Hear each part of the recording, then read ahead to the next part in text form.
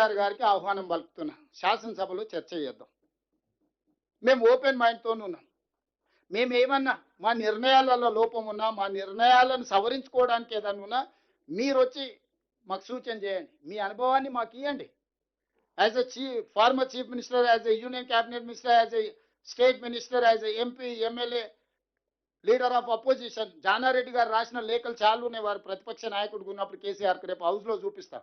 ప్రతిపక్ష నాయకుడిగా నువ్వు చేస్తున్న దాంట్లో ఉన్న లోపం ఏంది, నువ్వు సరిదిద్దుకొని ఏం చేయాలనో కూడా జానారెడ్డి గారు ప్రతిపక్ష నాయకుడిగా లేఖలు రాసింది కేసీఆర్ గారికి 2015, 16 ఈ పాలమూరు రంగారెడ్డి ఎత్తిపోతల నుంచి మైనర్ ఇరిగేషన్ వరకు టైమ్ అండ్ అగైన్ ప్రతిపక్ష నాయకుడిగా జానారెడ్డి గారు ఆ రోజు ముఖ్యమంత్రికి ప్రతిపక్ష నాయకుడిగా లేఖలు రాసిండు. ఇందులో మీరు తీసుకుంటున్న నిర్ణయంలో పాలమూరు రంగారెడ్డి ఎత్తిపోతలు ఈ లోపం ఉన్నది, మీరు దీన్ని సవరించి ఈ విధంగా చేస్తే తెలంగాణకి న్యాయం జరుగుద్ది. మైనర్ ఇరిగేషన్లో మీ నిర్ణయాలు ఇలా ఉన్నాయి లోపభీష్టంగా, వీటిని సవరించుకోండి అని చెప్పి ఒక ప్రతిపక్ష నాయకుడిగా జానారెడ్డి గారు పదే పదే ఆనాటి ముఖ్యమంత్రికి లేఖలు రాసిండు. ఇప్పుడు కూడా నేను చంద్రశేఖరరావు గారికి ఆహ్వానం పలుకుతున్నా, సభకు రాండి, చర్చించండి. పోనీ సభలో చర్చించడానికి మీకు నామోషిక ఉంటే మీరు ఏం సూచన ఇస్తారో లేఖ రాయండి.